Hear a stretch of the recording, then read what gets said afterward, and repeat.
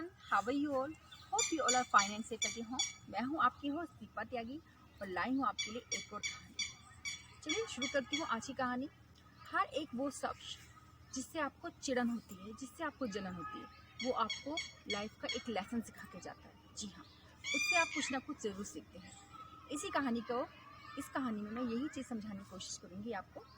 तो कहानी है मोहित और रोहित की। दोनों बहुत ही अच्छे दोस्त थे। दोनों ने एक साथ ग्रेजुएशन कंप्लीट की और एक साथ ही दोनों की जॉब लग गई। जॉब भी बड़ी अच्छी कंपनी में लगी, सब कुछ सही चल रहा था। लेकिन कुछ दिन बाद चीज़ें चेंज होने लगी। कैसे चेंज होने लगी? जो मोहित था वो दिन पर दिन बॉस का फेवरेट होने लगा और जो रोहित था वो दिन पर दिन डाउन साइड, यानी कि उसको ये लगता था कि इस कंपनी में भेदभाव होता है, यानी कि बॉस उसको ज़्यादा प्रमोट करते हैं, उसको ज़्यादा आगे लाने की कोशिश करते हैं। रोहित हमेशा यही सोचता कि मैं भी इतनी मेहनत करता हूँ, फिर ये अप्रिशिएशन, ये अवार्ड मुझे क्यों नहीं मिलते, हमेशा मोहित को ही क्यों आगे किया जाता है। एक दिन वो दिन भी आ गया कि जब सबके सामने बॉस ने मोहित को बहुत ज़्यादा अप्रिशिएट किया और उसको प्रमोशन भी मिली। बस ये सुनकर तो रोहित की जैसे बहुत ज़्यादा उसको जलन होने लगी और वो चिढ़ गया। उसने सोच लिया कि अब मैं इस कंपनी को छोड़ के चला जाऊँगा और उसने लेटर भी लिख दिया और वो बॉस के पास गया। उसने कहा कि जाने से पहले मैं बॉस को बताना चाहूँगा कि मुझे कैसा लगता है। तो बॉस के पास गया और उसने अपना लेटर रख दिया उनके सामने और बोलने लगा कि मैं कंपनी छोड़ के जा रहा हूँ। तो बॉस ने कहा कि अच्छा तुम जा तो रहे हो, चलो तुम्हारा फैसला है, लेकिन मैं तुम्हें कुछ समझाना चाहती हूँ। क्योंकि बॉस को पता था कि वो बहुत ही मेहनती है, जितना मेहनती मोहित है उतना ही मेहनती रोहित है। लेकिन बॉस उसको ये चीज़ समझाना चाहते थे कि आखिर जब वो जा रहा है तो अपने दिमाग में कोई ऐसी बात ना लेकर जाए कि दूसरे के लिए। तो बॉस ने कहा कि क्या तुम जाने से पहले मेरा एक काम कर सकते हो? तो रोहित ने बड़े उदास से मन से कहा कि हाँ क्यों नहीं। तो बॉस ने उससे कहा कि क्या तुम देख के आ सकते हो कि यहाँ पे हमारे शहर में वाटरमेलन बेचने वाला कौन है, कौन वाटरमेलन बेचता है? तो रोहित ने कहा हाँ ठीक है, इसमें क्या है। वो जाता है, पता करता है और आके बॉस को बता देता है कि वहाँ पे दुकान है और वो वाटरमेलन बेचता है। तो बॉस कहता है अच्छा एक काम और है, क्या तुम पता करके आ सकते हो कि वो किस रेट से बेचता है या वो उसका क्या एक क्राइटेरिया है, आप पता करके आ सकते हो? तो वो फिर जाता है और पता करके आता है और बॉस को बताता है कि वो 70 रुपये किलो वाटरमेलन बेचता है। तो बॉस कहता है ठीक है। तो बॉस उसको वहीं बैठा लेता है और मोहित को बुलाता है।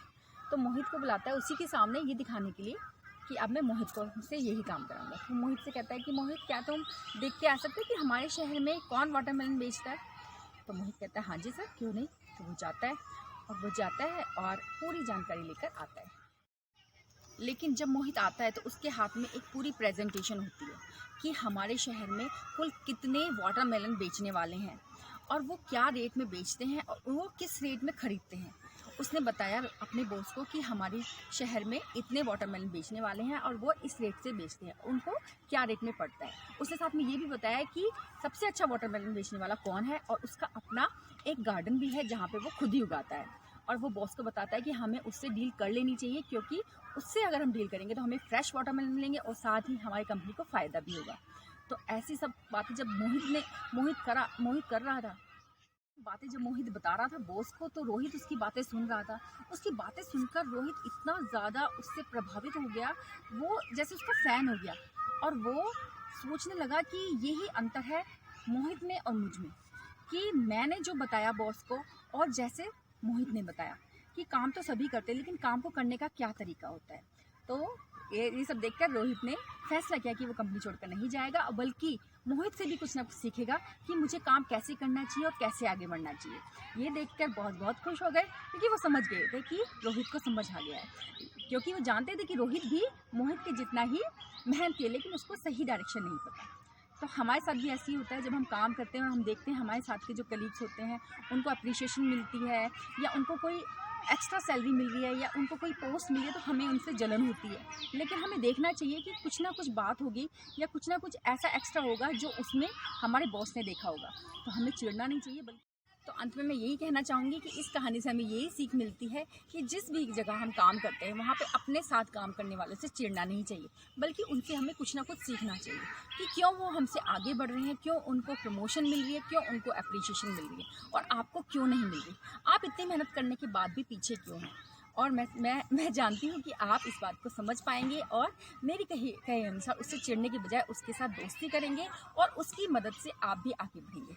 तो मिलती हूँ आपके साथ नई कहानी में। तब तक अपना ध्यान रखिए, घर पर रहें, सुरक्षित रहें।